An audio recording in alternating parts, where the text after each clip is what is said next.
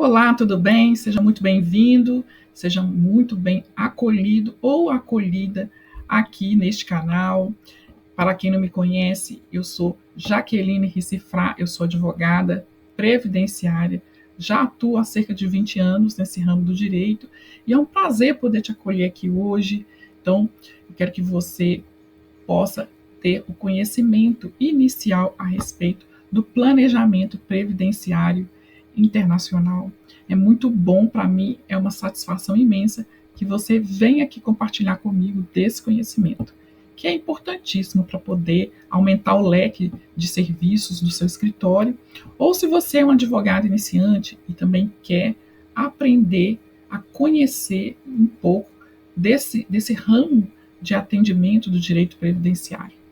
Olha, são cerca de 5 milhões de brasileiros morando em comunidades no exterior. Então, sem mais delongas, eu gosto de já partir direto para o assunto. Então, vamos já para o nosso tema de hoje. O tema de hoje, então, iniciando, é brasileiros no mundo, seus direitos previdenciários garantidos. Então, nós vamos descobrir aqui hoje como os brasileiros que moram no exterior podem garantir seus direitos previdenciários, conhecer os acordos internacionais e o processo de totalização para assegurar sua aposentadoria. Será que isso em totalização? Você já ouviu falar nesse termo? Então, bora lá. Direitos dos brasileiros no exterior. Eu quero trazer para vocês, inicialmente, que essa proteção ela é garantida justamente por conta dos acordos e tratados internacionais que fazem com que os brasileiros tenham tratamento igual ao dos estrangeiros. Então, o que vai ser de importante nesse tratado? É que esses brasileiros que moram, que trabalham legalmente no exterior, que contribuem para o sistema de seguridade desses países, havendo um acordo do Brasil com esse país do exterior, vai ser possível que esse brasileiro traga tempo de contribuição para o Brasil.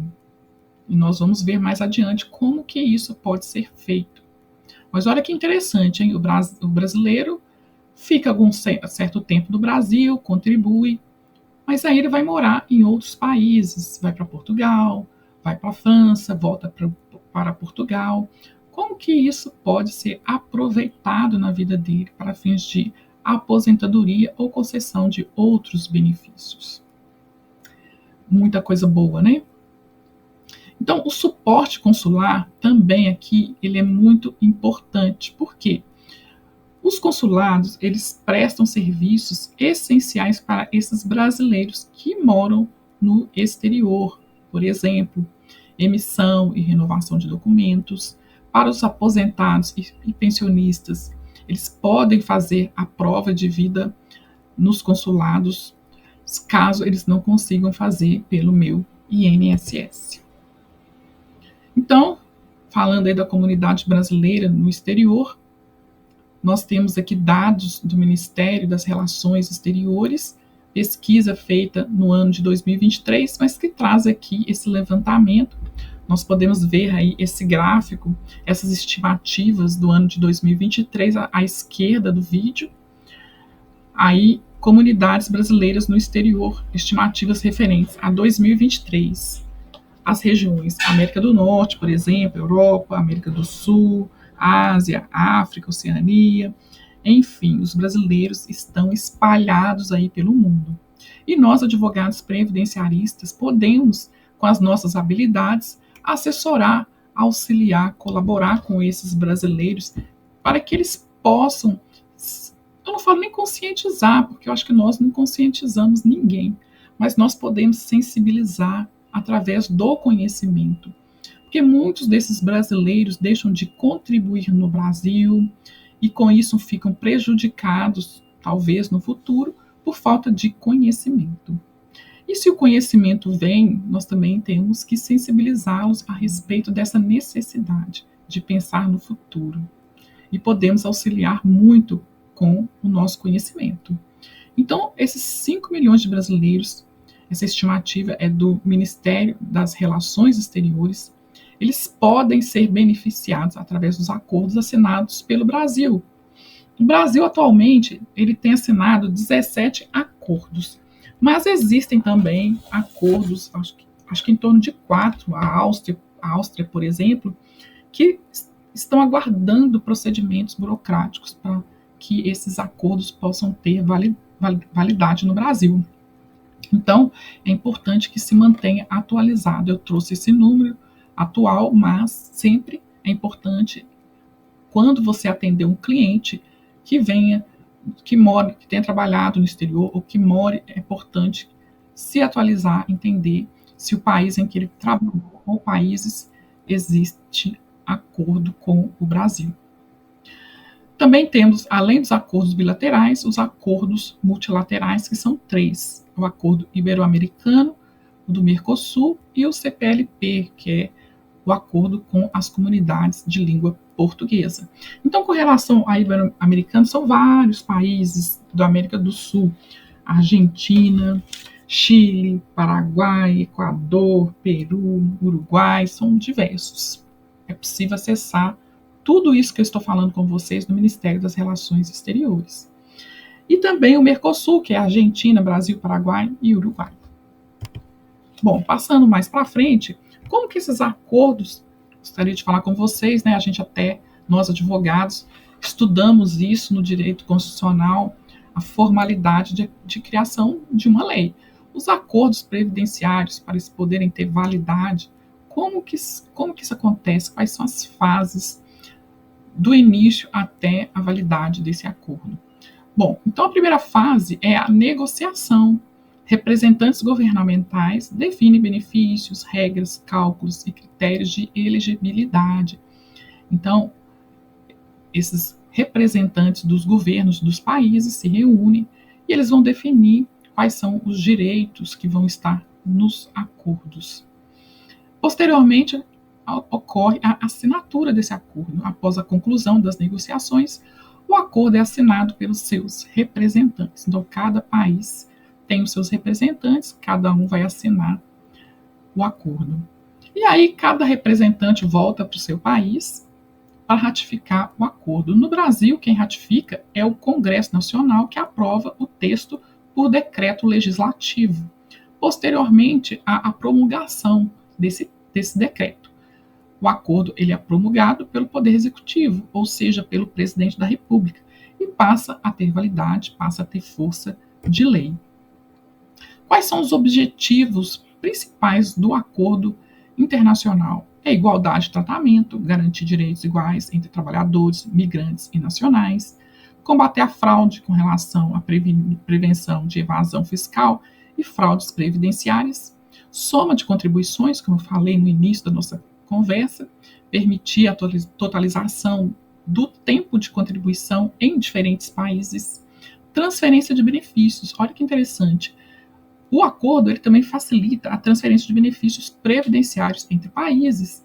Então, se um brasileiro mora no Brasil, aposenta e vai morar em outro país, o INSS pode fazer esse pagamento por transferência. É interessante a gente falar aqui com relação ao imposto de 25%. O INSS, se ele ainda descontar esse imposto, que é uma taxa única, independentemente do valor que o segurado ou pensionista que vai morar no exterior, passa a receber isso no exterior, tem o desconto, esse desconto agora é inconstitucional, porque o STF decidiu recentemente que essa taxa única, ela fere aí princípios constitucionais. Então, é possível rever esse desconto, pedir a cessação desses descontos e o reembolso dos valores que foram descontados na justiça. Então, destacando aí sobre os acordos internacionais, continuando aí a nossa conversa, eu trouxe aqui para ficar bem fixo para vocês o propósito primordial. Além de garantir que os trabalhadores brasileiros que migram para outros países não percam seus direitos previdenciários e vice-versa, eles não vão alterar aqui as legislações dos países acordantes. Então, o acordo ele não tem essa finalidade, ele não vai alterar a lei com relação ao plano de benefício, como a gente tem aqui no Brasil, a Lei 8.213. A lei continua a mesma. O que vai acontecer é o acordo trazer alguns desses benefícios para esses migrantes. Então, nós temos o princípio da reciprocidade, solidariedade, igualdade de tratamento e equivalência dos órgãos gestores. Alguns países eles se preocupam muito com relação ao regramento de aposentadoria deles, do país, ao custeio, como Portugal. Portugal, todo ano, tem um aumento da idade de aposentadoria por velhice dos nacionais. Por quê? Eles entendem ali que a idade vai influenciar no custeio desses benefícios. Já o Brasil não. O Brasil, ele pensa na solidariedade. Então, as nossas leis, as jurisprudências, elas caminham muito com relação a preservar os direitos sociais dos brasileiros, tá? Então, mas os acordos, eles seguem esses princípios aí de solidariedade, reciprocidade entre os países acordantes. Em todos os acordos, em acordos internacionais previdenciários, é preciso identificar quais os benefícios que foram acordados. Cada acordo vai trazer os benefícios que eles atendem. Por exemplo, a França, nós vamos encontrar lá salário maternidade, salário paternidade. Agora, basicamente, os benefícios que você vai encontrar em todos e que não vão faltar são esses três, tá? Os benefícios que sempre vão estar garantidos nos acordos. É a aposentadoria por idade, a aposentadoria por invalidez e a pensão por morte. Então, toda vez que você atender um cliente, você já sabe que esses três benefícios estão garantidos. Agora, a totalização do tempo de contribuição. O que é a totalização? A totalização, ela utiliza apenas o tempo de contribuição do exterior, sem trazer valores. E o documento usado é o formulário de totalização. Eu trago esse conceito porque aqueles advogados que não são previdenciaristas, que não são internacionalistas, e agora vocês já sabem desse termo, e aí quando vocês ouvirem o termo averbação para tratar de contribuições trazidas do exterior, seu ouvidinho tem que doer. Igual na aula do direito penal, quando o professor, isso aconteceu comigo na aula de direito penal, o professor falou, olha, a partir de agora, vocês estão proibidos de falar de menor. Vocês têm que falar menor de idade. Porque no linguajar popular é comum as pessoas falarem de menor. Mas nós, advogados, aprendemos os termos corretos e eu quero trazer isso para vocês também. A averbação é diferente de totalização. Quando nós falamos de averbação, nós estamos falando de trazer o tempo de contribuição e os valores. E o documento correto é a CTC, a Certidão de Tempo de Contribuição. São aqueles servidores que querem trazer tempo do serviço público, do regime próprio de previdência social, para o regime geral, para o INSS. E vice-versa, também pode ser emitida a CTC, quando quer levar tempo de contribuição do INSS para o regime próprio de previdência social. Então, são instituições diferentes. Uma coisa é a totalização, uma coisa é a averbação. Bom, e vamos lembrar, então, já que a aposentadoria por idade, a aposentadoria por invalidez, a pensão por morte, eles são os benefícios básicos que nós vamos encontrar nos acordos. Então, vamos falar aqui a respeito dos requisitos atuais após a emenda constitucional trazidos pela emenda constitucional 103 de 2019, a reforma da Previdência, com relação à aposentadoria por idade. As mulheres, para se aposentar por idade, os requisitos são 15 anos de contribuição e a idade de 62 anos, que passou de 60 para 62 com a reforma da Previdência. Já a aposentadoria dos homens, 15 anos, né, aqui não coloquei, vocês me perdoem, mas aqueles homens que já contribuíam, manteve-se o tempo de contribuição de 15 anos. Mas para quem passou a contribuir a partir de 14 de novembro de 2019, o tempo exigido é de 20 anos de contribuição e a idade do homem, 65 anos, tá? E agora nós chegamos no momento muito, muito interessante, que é o cálculo da renda mensal inicial, que tem esse muito tabu com relação a esse cálculo. Muitas pessoas têm dúvida, têm dificuldade, e olha que bacana, eu trouxe aqui para vocês. Olha, eu estudei muito esse tema, fui buscar esse recurso em mentorias para poder aprender a lidar com esse atendimento do cliente, que é o cálculo, tá? Bom, o cálculo da renda mensal inicial, ele é feito em duas etapas, então preste atenção, anota aí, e ou então você não anota, presta atenção e depois você volta no vídeo e vai assistir com calma, fazendo as suas anotações, as suas observações, tá bom? Bom, mas aí ele acontece em duas etapas. Gente. Vai acontecer primeiro o cálculo da renda teórica. Então, o cálculo da renda teórica, nós vamos achar a média contributiva normalmente, pegar todas as contribuições a partir de julho de 94, encontramos essa média, e aí essa média é chamada então de salário de benefício. Esse salário de benefício, ele não pode ser menor que o salário mínimo, a lei não permite. Se for menor que o salário mínimo, nós temos que equiparar esse valor ao salário mínimo. Lembrando também daquele, daquele fator de 108 contribuições, né, que é o limite de divisor mínimo de 108 contribuições, que a gente também tem que observar na hora de fazer o cálculo dessa renda teórica. Então, encontrando o salário de benefício, o cálculo é a aplicação do coeficiente, aquele que foi trazido pela reforma da Previdência.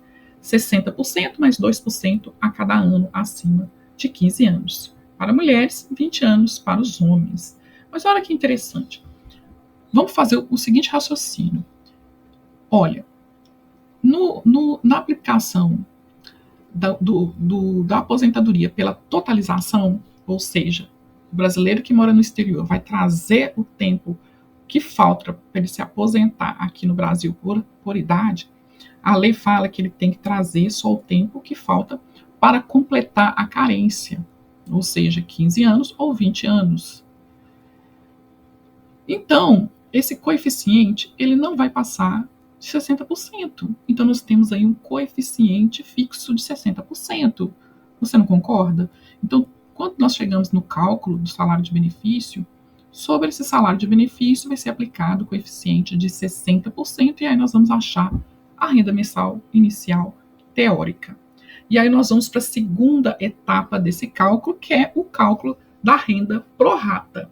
Esse cálculo da renda pro rata é porque ele vai fazer o cálculo do valor do benefício real proporcional ao número de contribuições que esse brasileiro tem no Brasil. Então, eu trouxe o cálculo aqui para vocês, a regrinha, que é RMI, que é a renda mensal inicial pro rata, é igual à renda mensal inicial teórica, vezes, aí nós vamos encontrar a razão, que está entre parênteses, o tempo de serviço no Brasil, dividido pelo tempo total, que é 15 anos. Então, aqui, esse divisor, esse tempo total, sempre vai ser 15 ou 20. Onde a RMI é a renda mensal inicial, ou seja, a renda real que esse brasileiro que mora no exterior ou pensionista irá receber de fato. Inclusive, esse valor ele pode ficar menor que o salário mínimo, tá? Então, vamos para um exemplo prático. Vamos supor que Ana Maria, a gente faça o cálculo aí do benefício dela, e ela tenha, nós vamos encontrar, pegar os salários desde julho de 94 e encontrar uma média de R$2.000. Então, eu vou pegar minha calculadora, vocês podem fazer aí junto comigo. Vamos fazer aí o cálculo. R$2.000 é a média contributiva. Então, é o salário de benefício. Sobre essa média contributiva, nós vamos aplicar 60%. Vamos encontrar R$1.200. Aí, veja bem, o salário mínimo do ano de 2024 é o quê? R$1.518. Então, esse valor de 1.200, ele é menor que o salário mínimo. Então, nós vamos equiparar esse valor ao salário mínimo ou 1.518. Então, vamos encontrar aí a razão. O cálculo aqui, gente, a ordem dos fatores não altera o produto. Você pode tanto multiplicar pela razão, ou você multiplica pelo tempo de contribuição que ela tem no Brasil, dividido pelo tempo total. Tá? Mas eu gosto de achar a razão primeiro. Então, no caso do exemplo, ela tem 8 anos de contribuição em Portugal e 10 anos de contribuição no Brasil. Ou seja, para aposentar, mais 5 anos. Fecha os 15 anos. Mas, na hora de fazer o cálculo da renda pro rata, eu vou pegar, então, os 8 anos e dividir por 15. 8 anos é o tempo real que ela tem no Brasil. E dividir por 15, que é o tempo total usado no cálculo. É o máximo permitido, é a carência que precisa para se aposentar. Então, eu vou achar, desculpa, não é 8, é 10. 10 dividido por 15, nós vamos achar 10 dividido por 15 anos, nós vamos achar 0,66666 a perder de vista. Aqui eu fechei um cálculo redondinho em anos, mas pode ser que tenha 15 anos, 6 meses, 0 dias, 15 dias. Aí nós vamos ter que transformar em dias. Pode ser que tenha 15 anos e 6 meses. Aí nós vamos transformar em meses. Ok? 15 anos de contribuição, 180 meses. E o tempo que ele tiver também quebrado, nós vamos transformar, se for 15 anos, 6 meses. Se o quebrado for meses, vamos transformar em meses. Se o quebrado for dias, vamos transformar em dias. Ok? Bom, continuando para o nosso cálculo, eu achei aqui a razão de 0,66666. Então, o que eu vou fazer? Eu vou pegar R$ 1.518, que é o salário mínimo, e multiplicar por 0,66666. Achou R$ 1.011,99, eu arredondei para R$ 1.012. Então, esse aqui vai ser o valor da aposentadoria de Ana Maria. Olha que coisa, hein? Agora, pensa bem, gente. R$ 1.012. Se ela conseguir se aposentar no outro país, aí tudo bem, ela vai receber a cota parte aqui do Brasil e vai receber a cota parte lá do país do exterior. Vão ser somadas, ela vai ter um valor maior de benefício. Então, o raciocínio é justamente esse. É ter a cota proporcional à contribuição aí do país. O país nacional e do exterior.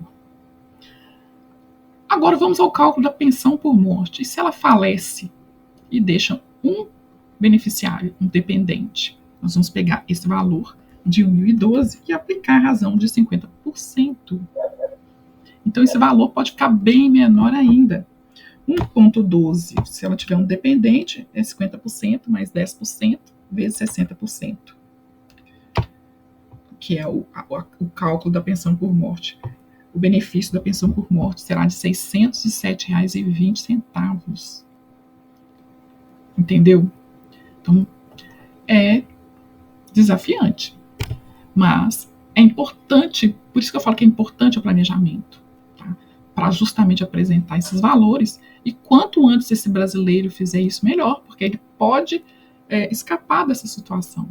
Contribuir melhor, contribuir o tempo todo que necessita para poder se aposentar, ao invés de trazer contribuições do país estrangeiro, né? Ele vai trazer essas contribuições realmente se não tiver jeito, se já tiver mais idade, se ele tiver que aposentar dessa forma, tudo bem. Mas do contrário, se ainda puder contribuir, é muito mais vantajoso, concorda? Então, as considerações importantes que eu quero fazer sobre esse cálculo para você ter em mente é o seguinte: é importante a gente ter conhecimento sobre a portaria de IRBEM, a 995 de 2022, que ela traz todos os serviços, como que a forma de trabalhar o acordo internacional para esses brasileiros e pensionistas que moram no exterior. O artigo 31, ele vai estabelecer as regras para o cálculo da RMI. Lá vai ter essa regrinha que eu acabei de passar aqui para vocês, de ensinar vocês. O decreto 3.048, no artigo 35, parágrafo 1º, ele traz a renda mensal inicial pro rata, poderá ser menor que o salário mínimo. Então, a previsão está lá no artigo 35, parágrafo 1º do decreto 3.048. Mas o artigo 201 da Constituição Federal de 88 fala que ninguém pode receber valor menor que o salário mínimo. Então, gente, já existem várias demandas na Justiça Federal com relação a esse cálculo menor que o salário mínimo. Então, você já vai encontrar jurisprudências lá, principalmente com relação ao acordo entre a República Portuguesa e o Brasil, que já prevê que o valor não pode ser menor que o salário mínimo. Então, se o brasileiro não aposenta lá em Portugal e tem um valor de benefício menor que o salário mínimo, esse valor vai ser equiparado ao salário mínimo. Já existe entendimento da justiça nesse sentido, até que ele se aposente em Portugal e consiga equiparar ao salário mínimo. Mas mesmo que ele vá se aposentar em Portugal ou receber um outro benefício lá em Portugal, se esse valor for menor que o salário mínimo, ele vai continuar recebendo o salário mínimo. A diferença, né, o Brasil vai pagar. Eu queria chamar a atenção de vocês também para o tema 1174, que foi julgado pelo STF. Esse tema, ele fala sobre a tabela progressiva para o desconto de imposto de renda. Então, o STF entendeu, pelo princípio da isonomia, né, da vedação,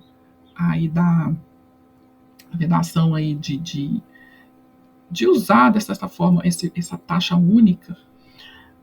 E aí eles entenderam que tem que ser aplicado a tabela progressiva para o desconto de imposto de renda e não essa taxa única de 25% para brasileiros que moram no exterior, brasileiros aposentados e pensionistas que recebam os seus benefícios no país do exterior.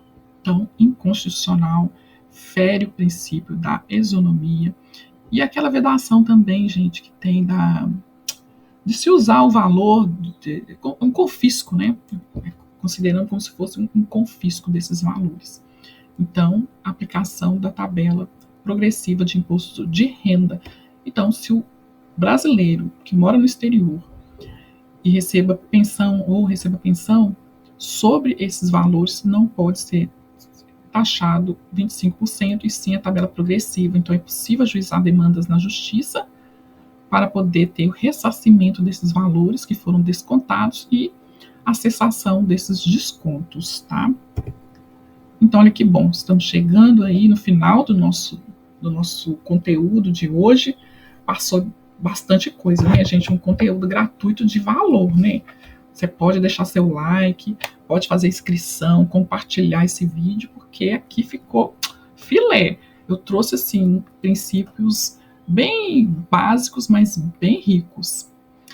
Então, no planejamento previdenciário internacional, olha só que interessante poder oferecer isso para o cliente.